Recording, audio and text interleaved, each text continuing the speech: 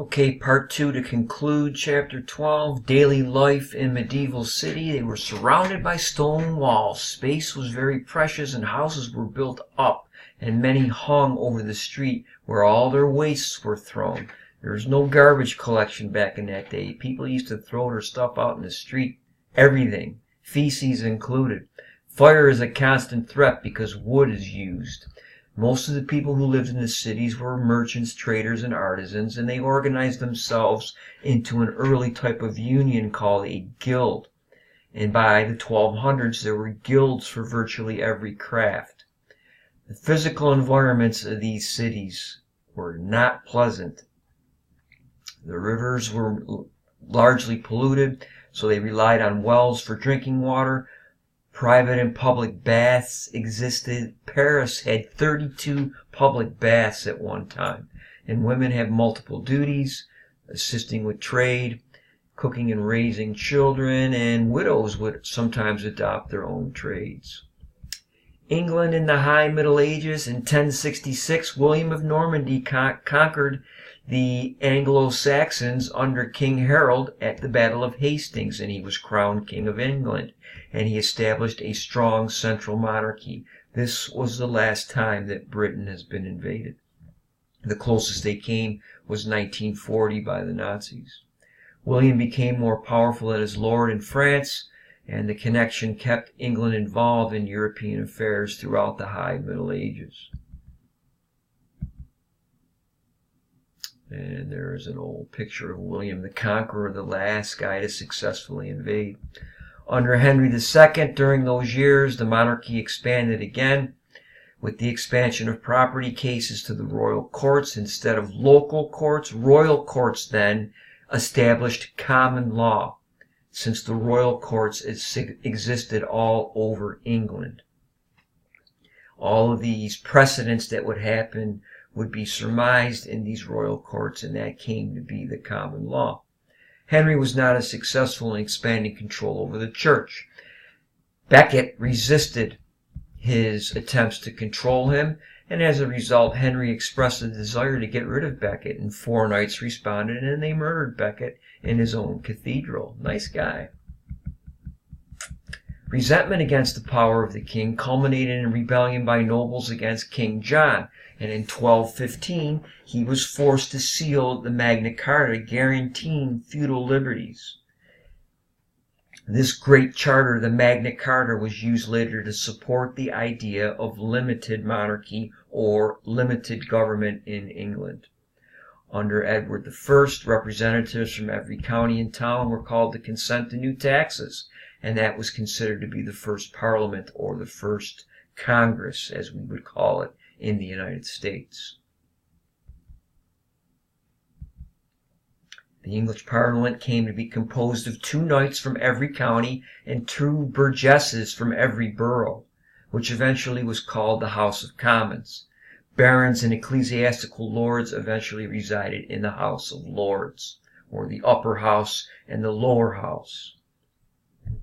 From the end of the 1200s, law was beginning to be determined not by the king alone, but in consultation with representatives of the realm, which is what Parliament was. Under Henry VII, the private armies of the nobility were abolished, and his thrift won wide support from the middle classes, and the monarchy strengthened Catholic armies in 1531. After the death of Charlemagne, going back to the Carolingian Empire, it's divided into 3 parts. The western lands formed what came to be called France. The middle lands were fought over, while the eastern lands would eventually become Germany. Philip II Augustus enlarged the power of the French monarchy. He fought against the Plantagenets from England, and he established a bureaucracy. Philip II was successful in regaining Normandy, Maine, Anjou, and Aquitaine from England. Philip IV would establish the Estates General, which was the ruling government of France, consisting of the first estate, the clergy, the second estate, the nobility, and the third estate, which is by far the largest. 90% of the people, the peasants, resided in that. The Estates General would meet with the king, and by 1300 France is the largest, wealthiest, and best governed monarchy. In the Iberian kingdoms, in 1215, Pope Innocent called for a crusade to destroy the Muslim rule in southern Spain. The Christian army slowly advanced, and they recaptured Cordoba and Seville over the next 200 years. Why did the papacy against kings and emperors occur? All the lands of the Holy Roman Empire. Otto I was the most well-known. He was crowned by the Pope as the Holy Roman Empire, and he revived after Charlemagne died. For over 100 years, that title lay dormant. Otto intervened in Italian politics, and he led armies into Italy. Emperors hoped to control the church and the bishops and use them as royal administrators, and this is not going to happen. By attempting to use the church and exploit those resources, German kings lost control of many regions. Many powerful German lords would eventually create their own powerful kingdoms and ignore the emperor.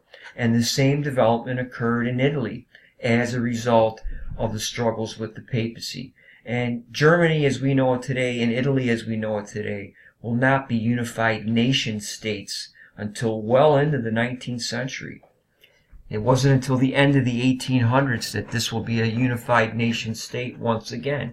These are going to be basically medieval fiefdoms, controlled by a baron or a lord or a duke. And these conflicts between popes and kings developed over political power. In Central and Eastern Europe, these are the Slavic peoples. The Slavs were a Central European group with three major groups, the Western Slavs in Poland, in Bohemia, and they became Roman Catholic, also many Czechs and Hungarians. Croatia would accept Roman Catholicism as well, but the Southern and Eastern Slavs in places like Moravia, Serbia, and Bulgaria became influenced by the Byzantine Empire, who we will discuss in chapter 13. The missionaries Cyril and Methodius were successful in converting these regions to that particular branch of Christianity. The difference is in the Cyrillic alphabet. And it was to that reason that this alphabet, which has many more characters than the 26 that are in the English system, Slavonic Orthodox Christianity or Eastern Orthodox Christianity would develop out of this different language. Russia and the Ukraine in the East also adopted that faith. The Mongols were very influential in Russia.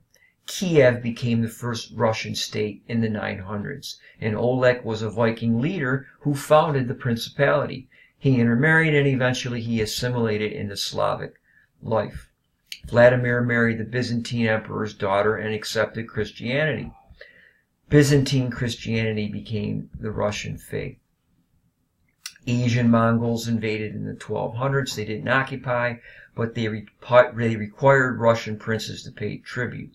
And Alexander Nevsky emerged as the most powerful Russian prince after defeating an invading German army. And he acquired the title of Grand Prince from the Mongols, and Nevsky's descendants became princes of Moscow and eventually leaders of all of Russia. The papacy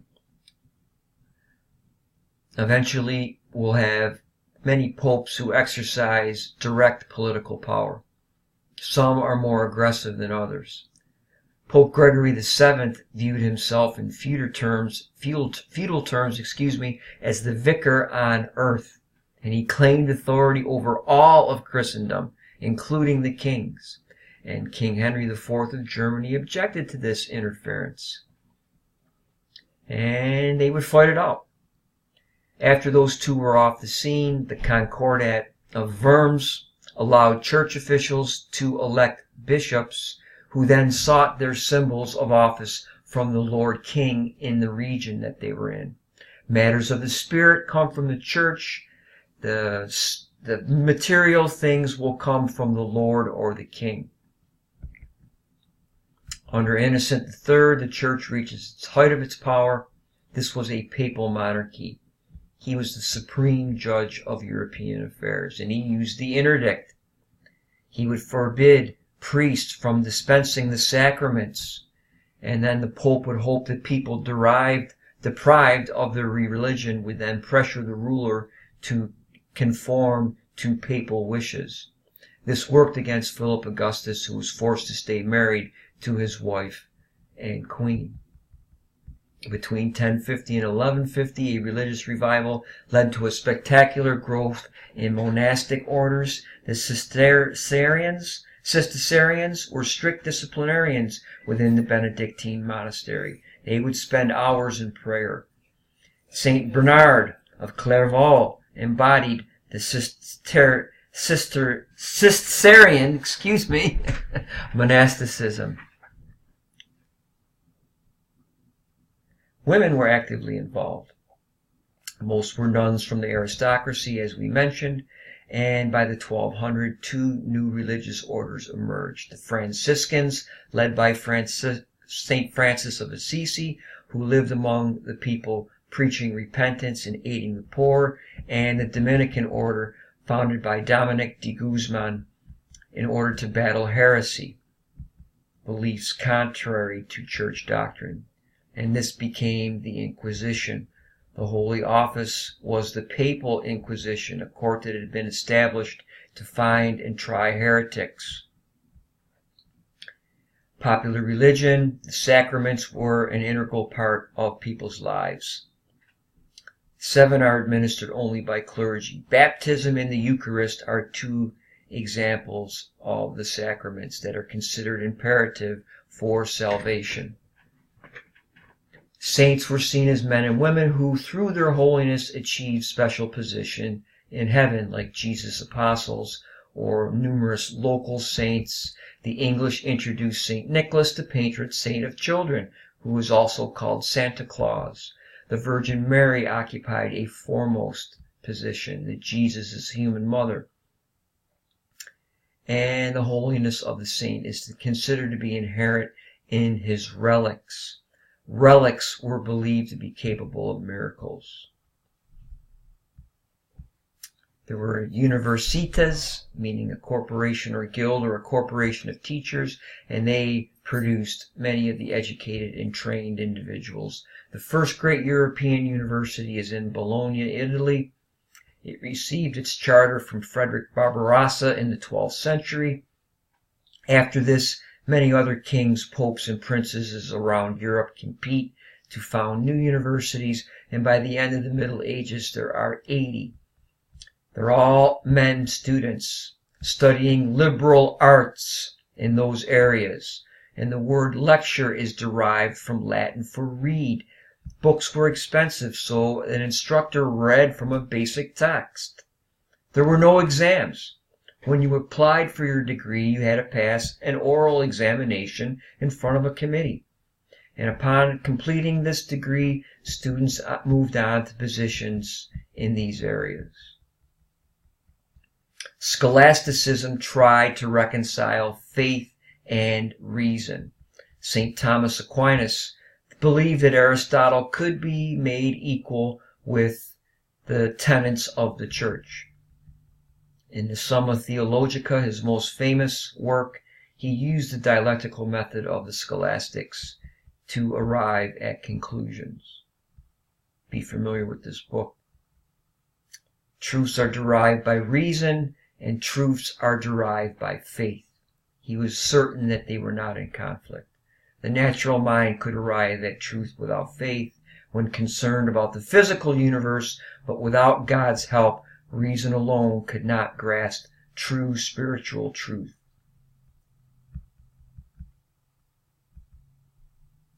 Architecture, Romanesque, the Gothic cathedral,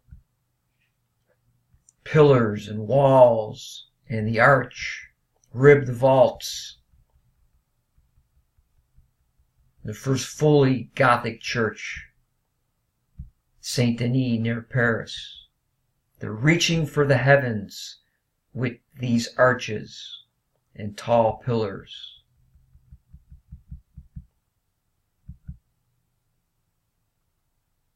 Stained glass was also a very important part of medieval architecture. The Crusades,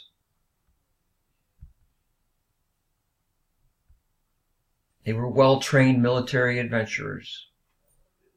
They're trying to liberate Jerusalem from the infidels, the Muslims. Basically, the result of this was that the Italian city-states in those regions grew very, very rich.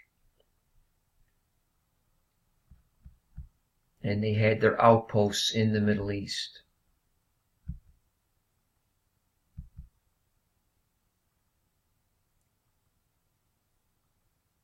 Those European monarchs led the Third Crusade. Saladin was a very wise Muslim ruler, and he allowed the Christians back in for a time.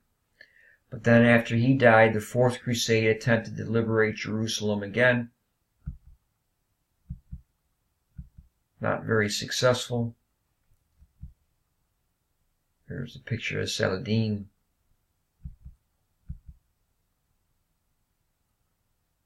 The Muslims maintained control despite all of these hundreds of years of war. And here are the effects. They might have fought against each other in Europe. Instead, they went and fought against the Islamic empires. As I mentioned, the Italian city-states became fabulously rich. And that's going to lead to a revival and a renaissance of learning. And the first widespread attacks on Jews began with the Crusades. And this will become a regular feature of European life into the 20th century. And that's it for chapter 12.